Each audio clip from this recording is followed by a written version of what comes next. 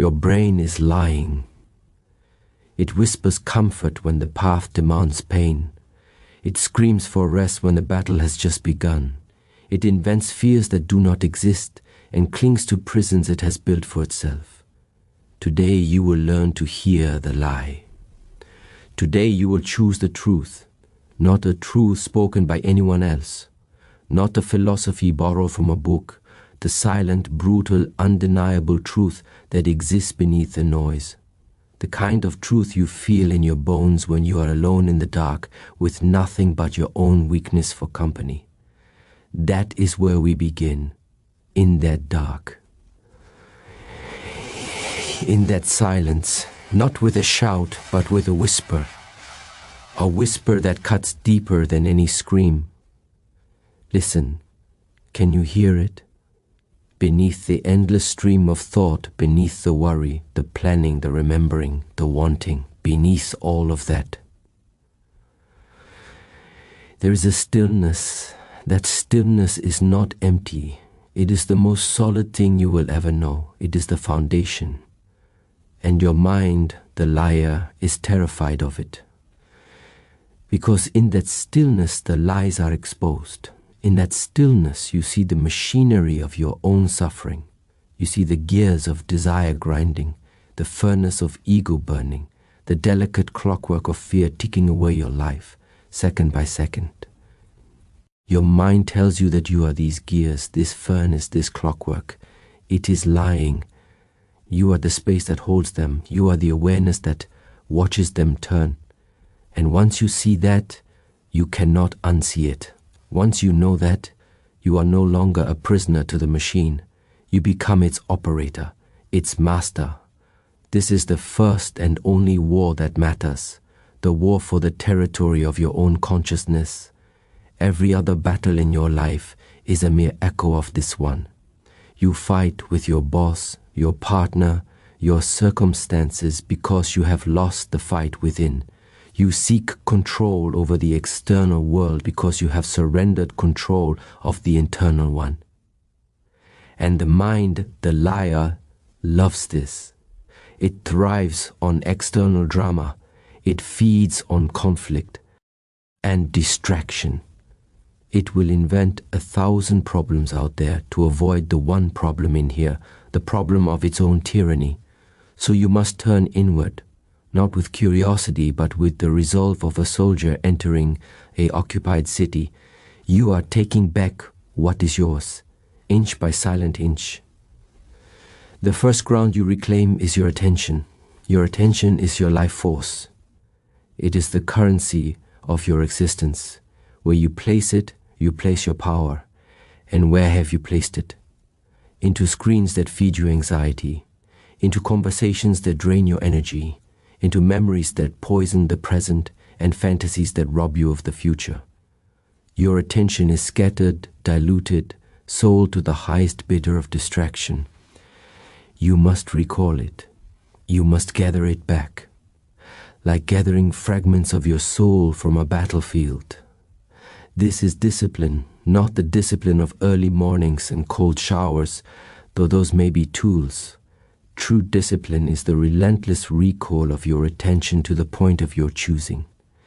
It is saying here and forcing your awareness to remain here when every fiber of the lying mind screams to go there, to seek comfort, to seek noise, to seek escape. Each time you succeed, you strengthen a muscle nothing in this soft world can train. The muscle of your will, it atrophies in comfort. It grows only under resistance, under the weight of the thing you do not want to do but know you must. The mind will present its case, it will negotiate, it will offer you a compromise. Do it tomorrow. You've earned a break. This doesn't really matter. It is lying. It is protecting its kingdom of comfort. You must become deaf to its negotiations. You do not argue with the liar. You ignore him. You act in spite of his cries. You move. And in that movement, you break the first chain, the chain of hesitation. What follows is the chain of desire. Desire is not for what you need. It is a ghost, hungry for more, always more. It promises fulfillment at the next milestone with the next possession, in the next relationship. It is a horizon that forever recedes. The mind lies and says, this pursuit is purpose. It is not purpose. It is addiction, a hollow man chasing hollow things.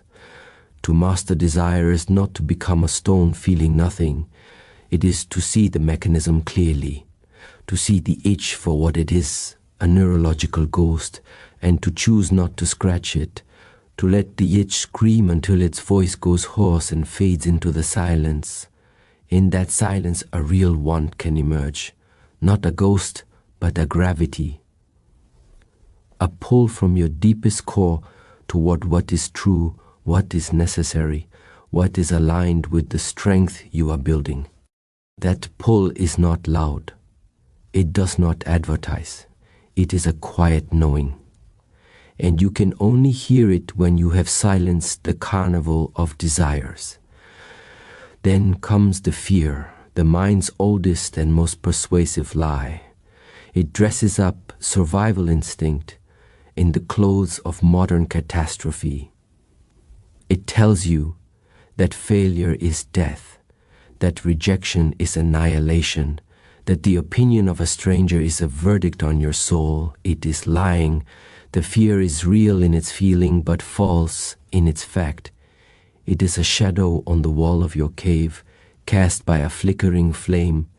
You must walk toward the shadow to see the object casting it, and you will find it is small, manageable, often meaningless.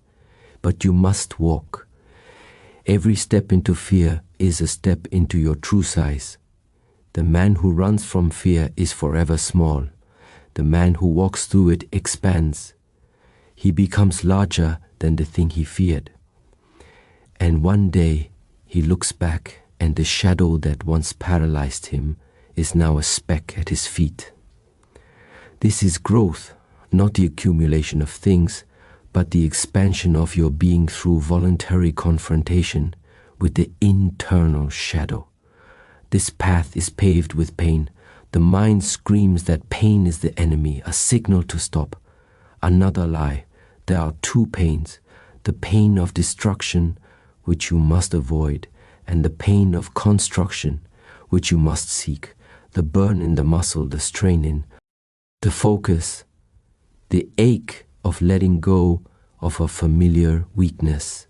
This is the pain of building a stronger self. It is not your enemy, it is your most loyal craftsman. It sculpts you, it tempers you, it transforms the soft iron of your potential into the hardened steel of your character. You must learn to love this ache, to greet it each morning like a stern but fair teacher. It is the only teacher who tells you the truth. The world will not give you this. The world rewards compliance, comfort, and consumption.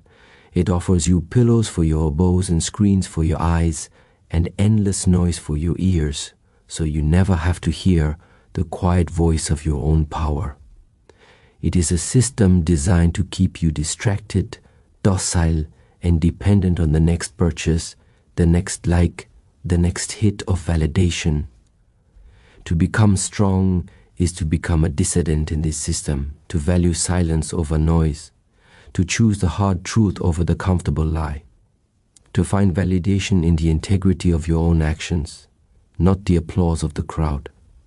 The crowd is a ghost. Its opinion is weather changing with the wind. To anchor yourself to it is to be forever seasick.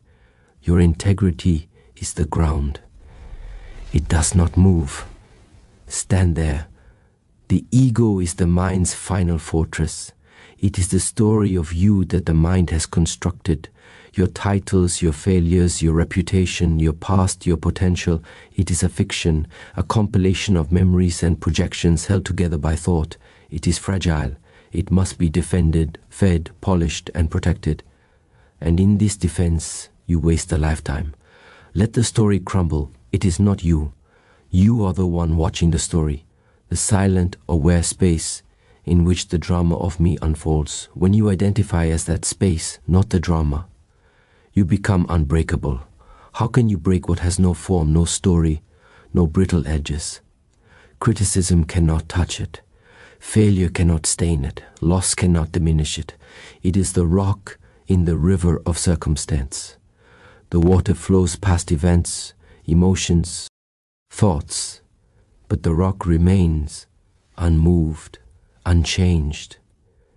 This is inner mastery, not control over life, but autonomy from the mind's chaotic reaction to life.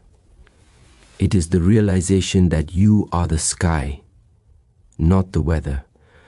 The storm of anger may pass, the cloud of sadness may drift, the sunshine of joy may warm, but the sky holds it all without being any of it. You are that sky, vast, silent, untouchable. This is not a one-time realization. It is a constant daily return, a relentless homecoming. The mind will forget. It will get lost in the storm again, believing it is the rain. Your practice is to remember again and again that you are the space for the rain. Each return is a victory. Each moment of remembering is a silent revolution. So you begin now, not tomorrow, now. You begin by stopping. Stop the input, stop the scrolling, the consuming, the seeking. Let the world's noise fade to a hum. In that emptiness, feel the presence of your own breath, the weight of your body on the chair, the hum of silence in your ears. This is your ground zero. This is where the liar's voice becomes clear because it has no competition. Listen to it. Hear its panic, its boredom, its urge to be somewhere else, doing something else. And then do not follow it, just watch it. Like watching a madman rant behind glass. You see him, you hear him, but you are not in the room with him. This is the separation. This is the crack in the prison wall. Widen that crack every day through sheer silent attention, through the discipline of non-action, through the courage to be bored, to be still, to be with the raw, unedited experience of being alive. This is the warrior's path. It has no medals, no audience, no final victory parade. It is fought in the quiet moments before dawn, in the choice to hold your tongue, in the will to do the set when the body begs to quit, in the courage to sit with an unpleasant emotion without trying to fix it or flee from it. It is a war of subtle, invisible triumphs, a war to reclaim your sovereignty from a world of subtle, invisible tyrants, the tyrant of comfort, the tyrant of opinion, the tyrant of fear, the tyrant of the wandering mind. You will not win every battle. The liar is cunning, entrenched. You will fall for its stories. You will lose yourself in the drama. The failure is not in the falling.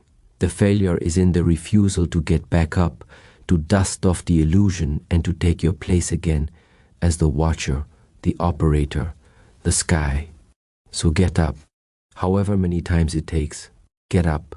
The path is polished by your knees, by your failures, by your relentless returns.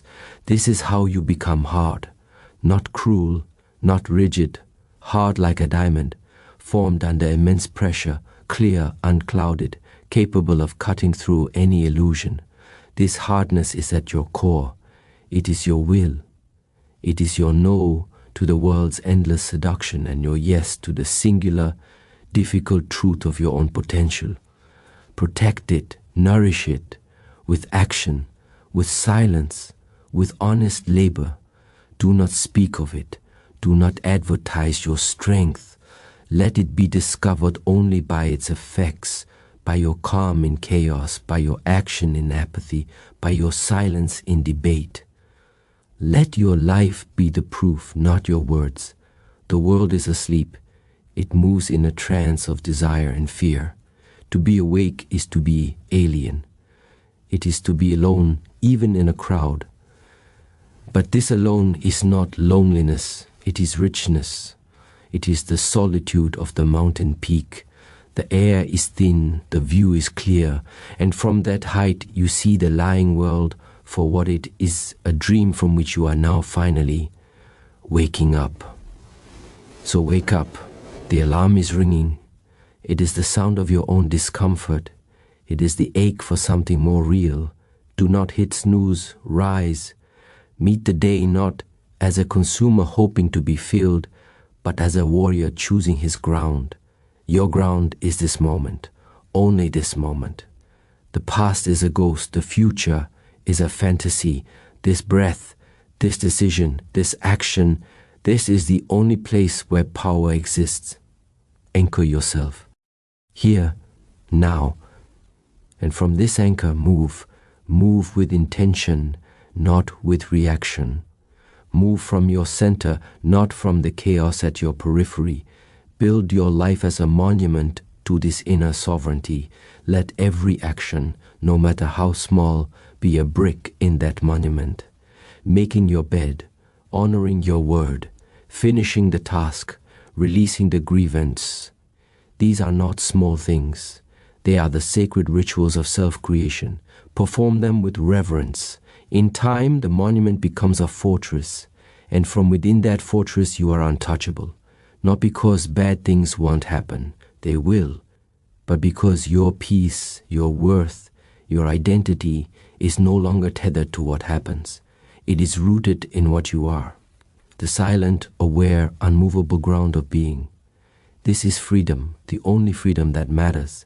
It is not given, it is taken from the jaws of the lying mind through 1,000 daily acts of silent courage. Take it.